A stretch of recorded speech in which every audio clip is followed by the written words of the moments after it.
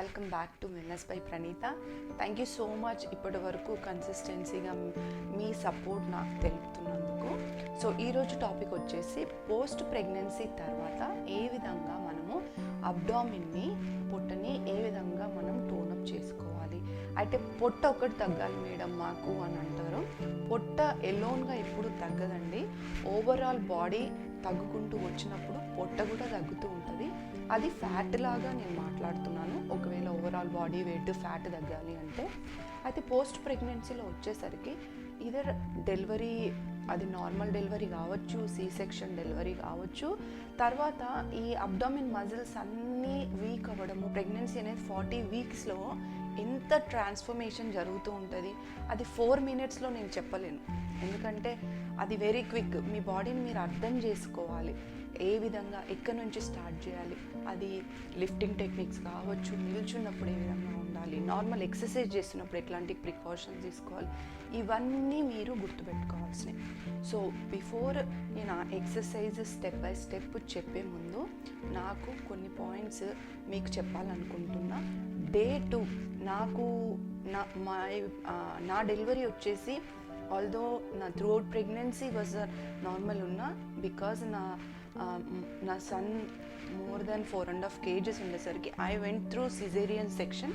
కానీ నేను caesarean section అయినా కానీ సి సెక్షన్ అయినా కానీ ఏ విధంగా నేను బేసిక్ ఎక్సర్సైజ్ స్టార్ట్ చేశాను.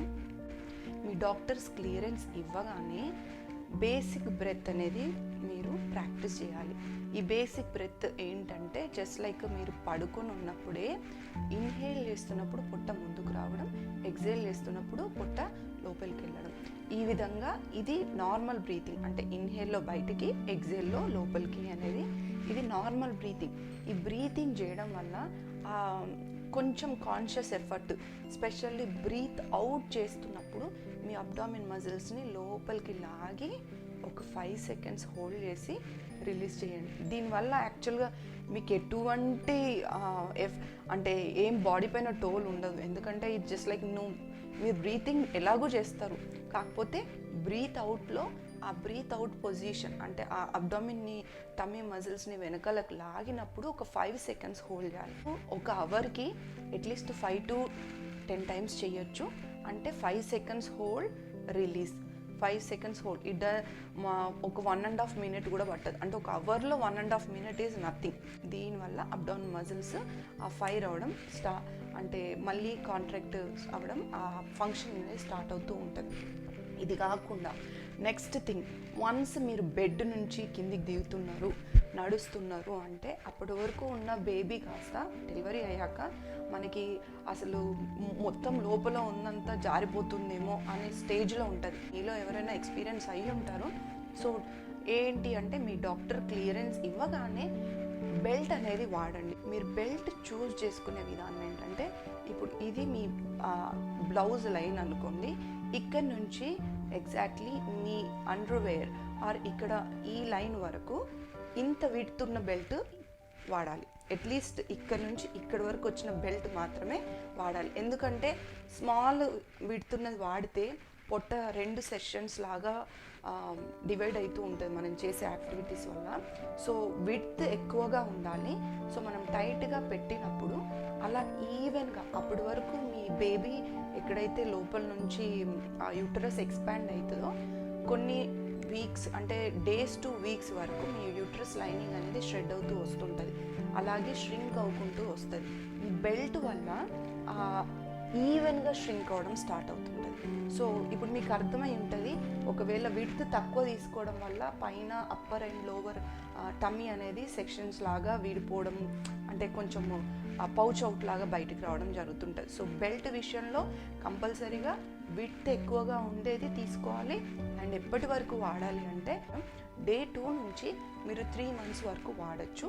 అయితే ఇనిషియల్గా ఎక్కువ అవర్స్, అంటే 1-2 hours నుండి స్టార్ట్ చేసి ఒక వితిన్ 1 week 10 days లోపు మీరు 8 to 12 hours వరకు మనము పెట్టుకునేలాగా చూసుకోవాలి. అంటే మన దగ్గర కొంతమంది ప్రిస్క్రైబ్ చేస్తారు, కొంతమంది చెయ్యరు. బెల్ట్ పెట్టుకోవడం వల్ల మజిల్స్ వీక్ అవుతాయి అని. అయితే నేను కంప్లీట్లీ అగ్రీ చేస్తాను ఆ పాయింట్ కూడా. బెల్ట్ పెట్టుకోవడం వల్ల జస్ట్ మనం బెల్ట్ వదిలేయకూడదు. ఇలా బెల్ట్ ఇలా ఉంది అంటే ఇప్పుడు బెల్ట్ ఈజ్ ఎ గైడ్. బెల్ట్కి ఆనకుండా మీ పొట్టను ఎప్పుడు లాగి పట్టుకునేలాగా అది మిమ్మల్ని డైరెక్ట్ చేస్తుండాలి. మీ బ్రెయిన్ ఎప్పుడు గుర్తుపెట్టుకోవాలి, ఓ నా పొట్టను నేను బెల్ట్కి ఆనించకూడదు, అది బెల్ట్ వాడే విధానం. ఆ విధంగా మీరు అబ్డామిన్ మజిల్స్ని టోనప్ చేస్తూ ఉంటారు. ఈ 6 వీక్స్, ఫస్ట్ 6 to 8 వీక్స్ అనేది మీరు బ్రీతింగ్ ఎక్సర్సైజ్, ఈ బెల్ట్ పెట్టుకున్నప్పుడు కాన్స్టెంట్ అబ్డామిన్ మజిల్స్ని కాంట్రాక్ట్ చేయడం, అంటే హోల్డ్ చేయడం, వెనకాలకి బెల్ట్ నుంచి దూరం హోల్డ్ చేయడం, ఇది ప్రాక్టీస్ చేయండి. ఈ పోస్ట్ ప్రెగ్నెన్సీ హోల్ టమ్మీ టోనప్లో ఇది మేజర్ రోల్ ప్లే చేస్తుంది. ఈ ఫస్ట్ 6 వీక్స్లో మీరు ఏ విధంగా బ్రీతింగ్ ఎక్సర్సైజ్ చేస్తారు, నిల్చున్నప్పుడు, కుకింగ్ చేసినప్పుడు కావచ్చు, ఇంకా మీరు ఏది చేసినా, కూర్చున్నా, ఏది చేసినా కానీ ఇది మీ బ్రెయిన్లో ఉండాలి. అది అలా ఉన్నప్పుడే ఆ కింద ఆ లోవర్ అబ్డామిన్ మజిల్స్ అనేవి మెల్లిమెల్లిగా వెనకాలకి బ్యాక్ వస్తూ అండ్ స్టెబిలైజ్ అవ్వుకుంటూ, టోనప్ అవ్వుకుంటూ మీకు టమ్మీ అనేది మెల్లిమెల్లిగా దగ్గరకు వస్తూ ఉంటుంది. సో దీనివల్ల మనం ప్రిపేర్ అవుతున్నాం నెక్స్ట్ స్టేజ్ ఆఫ్ ఎక్సర్సైజ్లోకి. నెక్స్ట్ ఏంటి అంటే ఆ సిరీస్ ఆఫ్ ఎక్సర్సైజెస్ శర్మన్ అనే ఫిజికల్ థెరపిస్ట్ డిజైన్ చేస్తారు. ఇది ఈ 5 ఎక్సర్సైజెస్ ఏంటి అంటే మీరు ఒక స్టేజ్ అంటే లెవెల్ 1 మీకు అది కంట్రోల్ రాకుండా నెక్స్ట్ లెవెల్కి వెళ్ళకూడదు. అది ఆ విధంగానే మజిల్ కంట్రోల్ని బట్టి ఆ విధంగానే డిజైన్ చేశారు. సో అసలు రష్ కాకండి. అదేంటి అనేది నేను చెప్తాను. దీనికి ముందు మనలో చాలామంది పొట్ట తగ్గాలి అంటే సిటప్స్, క్రంచెస్, రష్యన్ ట్విస్టులు, అది ఇది అన్నీ చేస్తుంటారు. Pregnancy women needs different. అంటే పోస్ట్ ప్రెగ్నెన్సీ తర్వాత చాలా చేంజెస్ అవుతుంటాయి. సిటప్స్ కానీ even planks also not good in the beginning phase. ఎందుకంటే ప్లాంక్ అనేది మీరు అగైనెస్ట్ గ్రావిటీ మీ బాడీని లిఫ్ట్ చేయాలి. మీ డీప్ కోర్ మజిల్ స్ట్రెంగ్త్ కాకుండా లిఫ్ట్ చేసినట్లయితే మీరు ఒకసారి చేసి చూడండి, మీ పొట్టంతా ఇలా వేలాడినట్టుగా, కిందికి వేలాడినట్టుగా ఉంటుంటుంది. అది నాట్ గుడ్. అది చాలా ప్రెషర్ క్రియేట్ చేస్తుంటుంది. స్పెషల్లీ ఇంతకుముందు అన్నట్టుగా డయాస్టీసిస్ రెక్టై అనేది, అంటే ఆ ఓపెనింగ్ ఆఫ్ ఆ మజిల్ అనేది జరుగుతుంటుంది అన్నా కదా, ఇది కూడా జరగడానికి ఛాన్సెస్ ఎక్కువ ఉంటుంది. So no situps, no plank, no crunches, no Russian ట్విస్ట్లు. ఈ రెగ్యులర్గా మీరు చూసే గూగుల్లో ఎక్కడ చూసే పొట్ట తగ్గాలి అనే ఎక్సర్సైజులు ఏవి వర్కౌట్ చేయకూడదు. మీరు బిఫోర్ మీరు మీ డీప్ కోర్ మజిల్ అయిన టీవీఏ ఆ ట్రాన్స్వర్స్ అబ్డామినస్ మీరు దాన్ని స్ట్రెంగ్త్ చేయకుండా, అంటే అది డీపెస్ట్ లేయర్, దాన్ని స్ట్రెంగ్త్ చేయకుండా ఈ సిటప్స్, ప్లాంక్, క్రంచెస్ ఇవన్నీ superficial muscle of rectus abdominis, అంటే ఈ పైన ఉండే 6 ప్యాక్ మజిల్ మీద పోయి డైరెక్ట్గా అటాక్ చేస్తే పునాది లేకుండా మీరు బిల్డింగ్ కట్టినట్టే. అది బ్యాక్ పెయిన్కి లీడ్ చేస్తుంది. అందుకే నేను అన్నా కదా, ఈ టీవీఏ ఈజ్ స్టెబిలైజింగ్ మజిల్. దీన్ని మీరు స్ట్రెంగ్తెన్ చేస్తే మీ స్పైన్ని మీరు పర్ఫెక్ట్గా ప్రొటెక్ట్ చేసుకున్నారు first, then go for next level. So ఈ శర్మన్ లెవెల్ 5 ఎక్సర్సైజ్ మేజర్గా ఈ ట్రాన్స్వర్స్ అబ్డామినస్ ఆ టీవీఏ మజిల్ మీద మనం ఫోకస్ చేస్తుంటాం. బేసిక్ బ్రెత్తో స్టార్ట్ చేస్తున్నాము. ఇన్హలేషన్, ఎగ్జలేషన్ చేస్తూ ఒక 3 బ్రెత్స్ తర్వాత ఎగ్జలేషన్ చేసి మీ టమ్మీ మజిల్, అంటే మీ బెల్లీ బటన్ని డౌన్ టువర్డ్స్ స్పైన్కి లాగి పట్టండి, కానీ బ్రీతింగ్ ఆపకూడదు. అలా పట్టాక దెన్ హీల్ స్లైడ్స్ చేయాలి. 20 రెపిటేషన్స్. ఒకసారి మజిల్ హోల్డ్ కాంట్రాక్ట్ చేసి 20 రెపిటేషన్స్ మీరు హీల్ స్లైడ్స్ చేయగలిగితే లెవెల్ 1 మీరు మాస్టర్ అయినట్టు. దీని నుంచి నెక్స్ట్ లెగ్ కూడా చేయాలి. So both sides 20 repetitions. స్లోగా, రష్ కాకండి, స్లోగా చేయండి. సేమ్ మళ్ళీ బేసిక్ బ్రెత్ 3 బ్రీతింగ్స్ తర్వాత మళ్ళీ టమ్మీని హోల్డ్ చేసి అక్కడి నుంచి ఒక నీని 90 degreesకి తీసుకొచ్చి కిందికి మ్యాట్ వరకు తీసుకెళ్ళాలి. సేమ్ మజిల్ హోల్డ్, కాంట్రాక్షన్ని హోల్డ్ చేస్తూనే ఉండాలి through out the time, but breathing నార్మల్గానే ఉండాలి.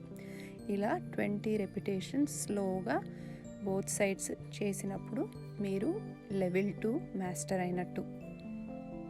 ద కీ ఏంటంటే మీరు మజిల్ హోల్డ్, కాంట్రాక్షన్ హోల్డ్ చేయాలి, సేమ్ టైం బ్రీతింగ్ నార్మల్గానే ఉండాలి.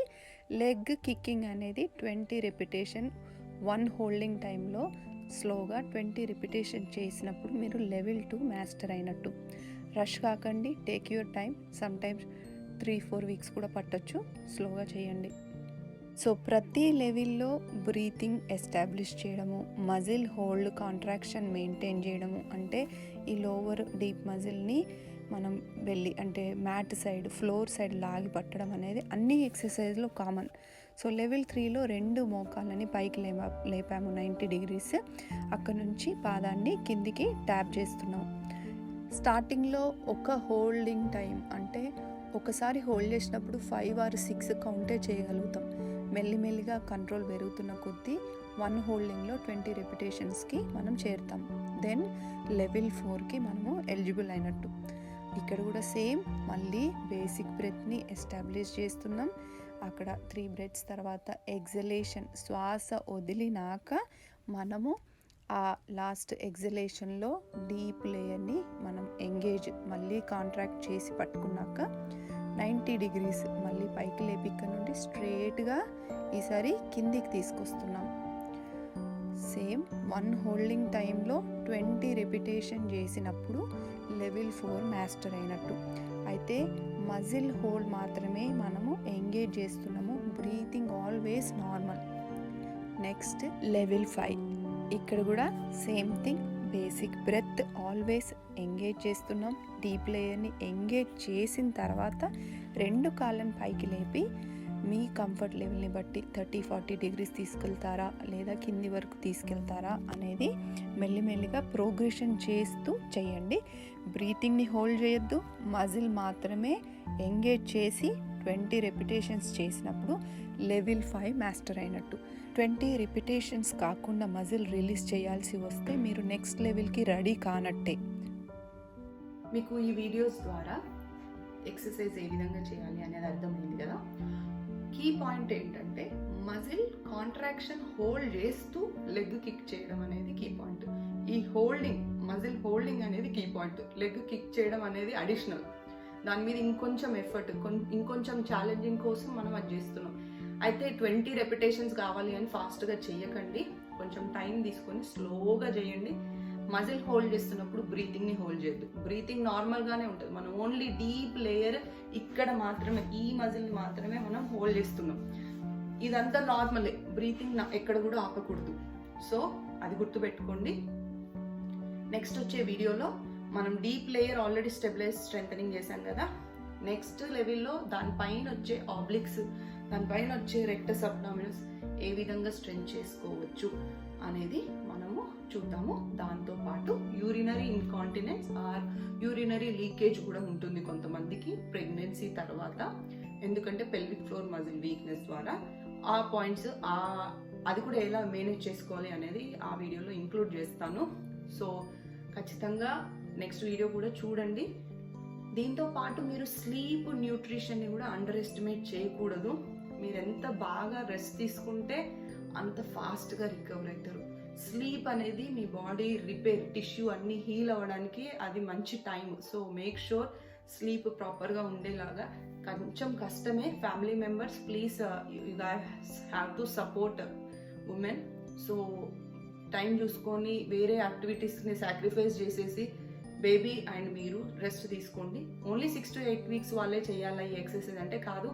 ఎవరైనా కానీ కోర్ మజిల్స్ స్ట్రెంథెన్ చేసుకోవాలంటే try from deep core muscles strengthening, then go for next level. ఆ నెక్స్ట్ లెవెల్లో మిగతా ఎక్సర్సైజ్ యాడ్ చేస్తాను. సో స్టే రిమెంబర్, కొంతమందికి ఫాస్ట్గా లూజ్ అవుతారు, కొంతమంది కొంచెం టైం తీసుకుంటుంది. బట్ ఎవరు ఒకరి బాడీ ఒకరి జర్నీతో ఇంకొకరితో కంపేర్ చేసుకోకండి. రిగార్డ్లెస్ మనం ఎలా ఉన్నా వీఆర్ బ్యూటిఫుల్, వీఆర్ స్ట్రాంగ్. అది గుర్తుపెట్టుకోండి. వీడియో నచ్చినట్లయితే లైక్, షేర్, సబ్స్క్రైబ్. ఆల్సో మీ కామెంట్స్ కింద రాయొచ్చు. నేను కన్సిడర్ చేస్తాను each and every comments and suggestions. If you want ఏదైనా వేరే టాపిక్ మీద మీకు కావాలి అంటే my best of knowledge, I'll try to help you guys. I'll see you again.